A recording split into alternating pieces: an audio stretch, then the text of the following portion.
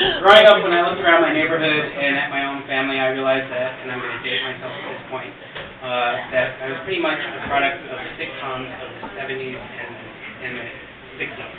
Because my family was like Archie Bunker and All in the Family. My neighbor's family was like Maud and Arthur. And my other neighbor was like Mary Tyler Moore and Dick Van Dyke. Now, you can imagine meathead being gay. That would be like my family. But this whole thing about nurture, nature, being gay, all this stuff, and I still blame my parents, and I was adopted. But the reason why I blame them is because when I was 7 on Easter, I got a cassette player and 2 cassettes. And guess what cassettes those were? The Carpenters, the Brown Album, and Helen Reddy, I Am Woman. And then my neighbor's parents, like I said, were like Maud and Arthur, where Audrey, my friend's mom, she was like the Arthur to the T. So for all the young crowd here who doesn't know, like Maud and Arthur, the Arthur also plays Dorothy Dvorak on Golden Girl.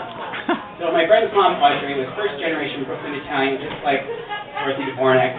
Chain smoked Herbert Harrington non-filtered, and her voice was like this. And she would call me when I would move here to San Francisco. And she would call and leave messages on my voicemail. And I'd come home from being out drinking, and I'd come home and press play, and it'd be like, "Hi, it's so fucking cold here in New York. I got my nipples stuck to the storm door." So then summer comes, and it's one of these.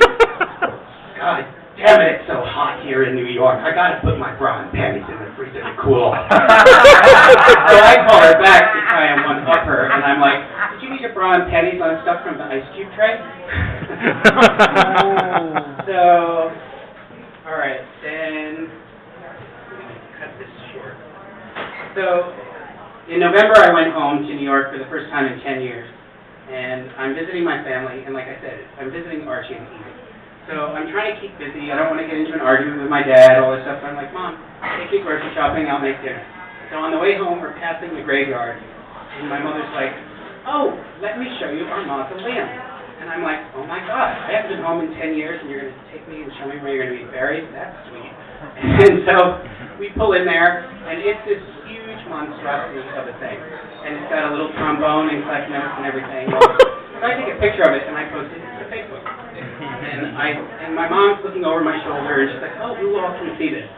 And so I tell her, "Oh yeah, all my friends and their friends and blah, blah, blah." She goes, "Oh really?" She goes, "Now take my picture." So I take her picture, and she says, "Now post it to Facebook."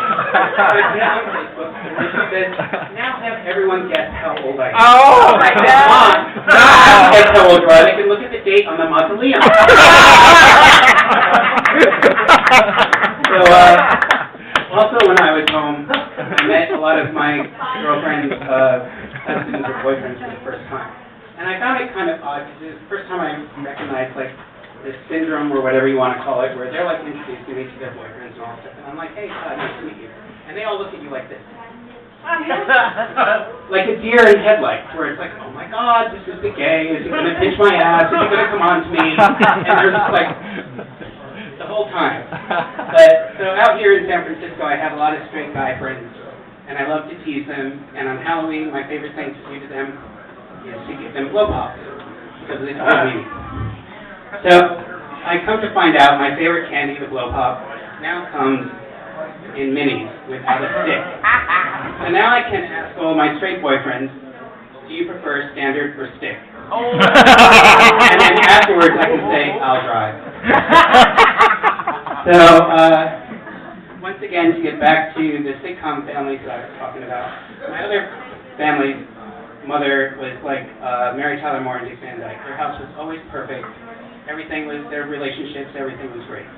And I'm a chef caliber cook, but I cannot replicate, this is how perfect their family was, I cannot replicate her peanut butter and jelly sandwich. And when I was visiting back east, I realized what the secret ingredient was, and that's love.